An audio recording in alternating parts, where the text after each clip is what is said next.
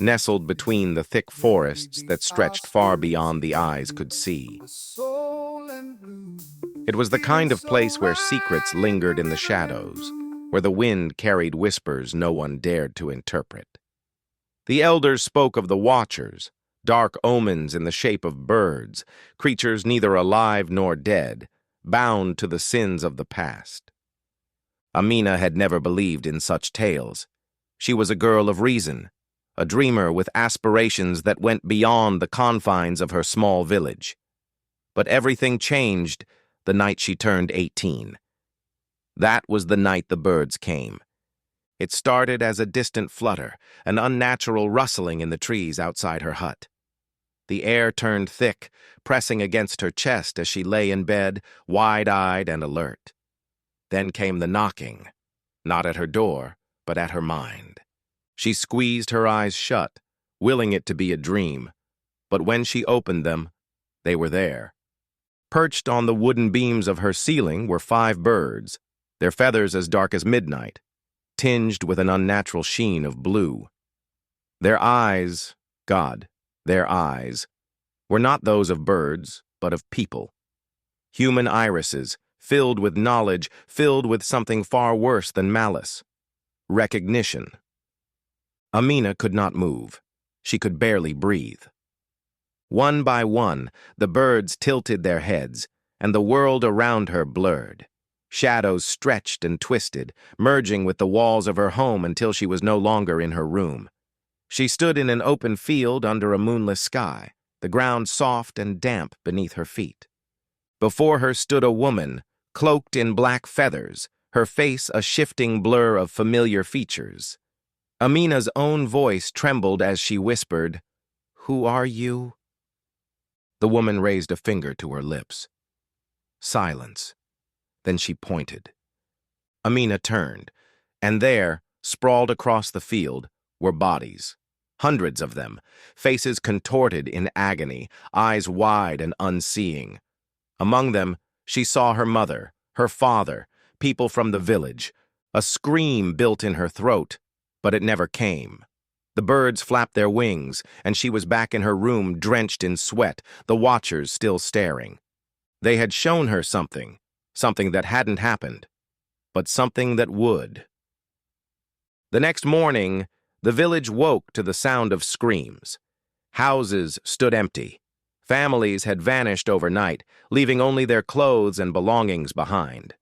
No tracks led away from the village. No signs of struggle, just an unbearable silence. Amina knew then that the Watchers had come to collect their due, and she was next. Amina spent the day wandering through the village searching for answers. Every home was the same, silent, untouched, abandoned in the night. She clutched her arms, trying to suppress the cold that gnawed at her despite the oppressive heat of the sun. The elders had spoken of omens, of creatures that came when the balance was broken. But what balance? What debt had the village failed to pay? She made her way to the shrine at the heart of Olorun, a sacred place where prayers were whispered to the old gods. The door stood ajar, an eerie invitation. Inside, the air was thick with incense and decay. A single figure knelt before the altar, his back to her. "Baba?" she whispered, recognizing the village priest. He did not turn. "They have come, child, the Watchers, they do not forget." "What did we do? What do they want?" she asked, her voice barely more than a breath. Baba finally turned, and Amina gasped, his eyes gone. In their place were blackened sockets, voids that seemed to pulse with something alive. "Blood was spilled long ago, and a debt was forged. We have lived in borrowed time." Amina stumbled back. "Whose blood?" "A sacrifice was promised, but it was never given. The spirits do not forget." Her heart pounded. "Then what do they want now?"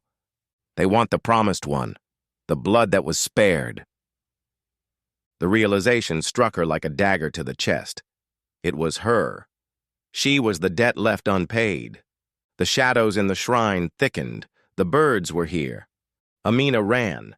Through the empty village, past the abandoned huts, her breath ragged and sharp. But no matter how fast she moved, the watchers were faster. Their wings cut through the air like whispers of death, their eyes glowing in the dark.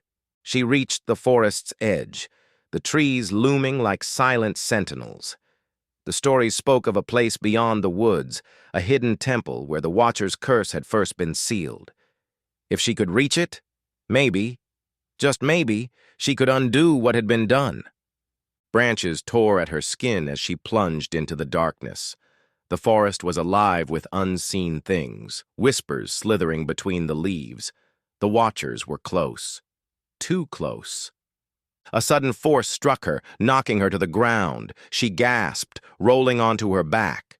Above her, the largest of the birds loomed, its beak inches from her face.